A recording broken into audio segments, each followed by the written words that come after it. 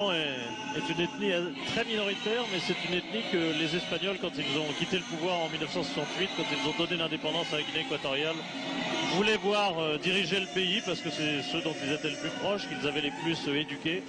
Et le peuple Fang, on a décidé autrement et ils ont remporté l'élection à l'époque. Monsieur Teodoro Obiang est bien sûr un Fang.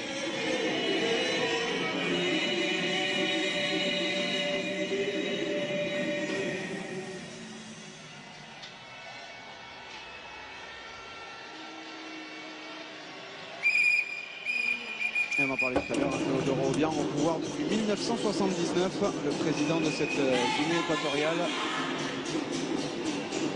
qui a fait des pieds et des mains pour voir ses stades pleins tout au long de la compétition, étant même allé jusqu'à acheter des billets pour les redistribuer.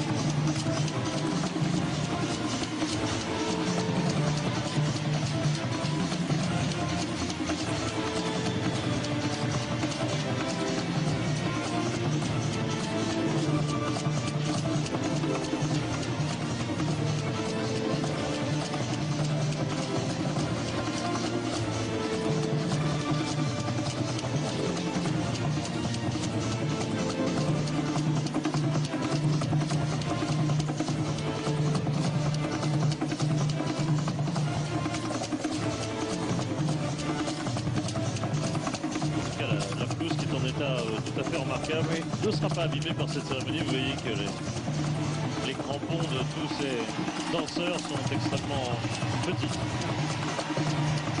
Elle a été refaite cette pelouse peu avant le début de cette compétition. Stade... Toutes les pelouses sont neuves oui. Dans les 4 stades.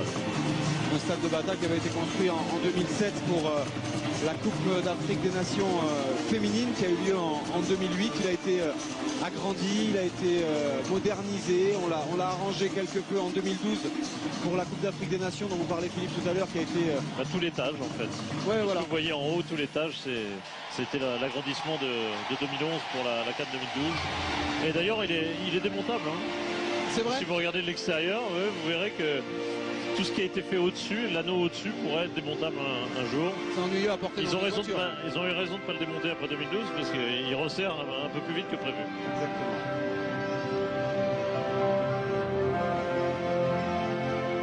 Las olas del mar, paralean montañas y ríos y agitan los poemas. Ciudades y pueblos van leyendo un juego de cultura, vida y social. Hacemos las dos en son de paz, solidaridad, armonía, diversidad e integración.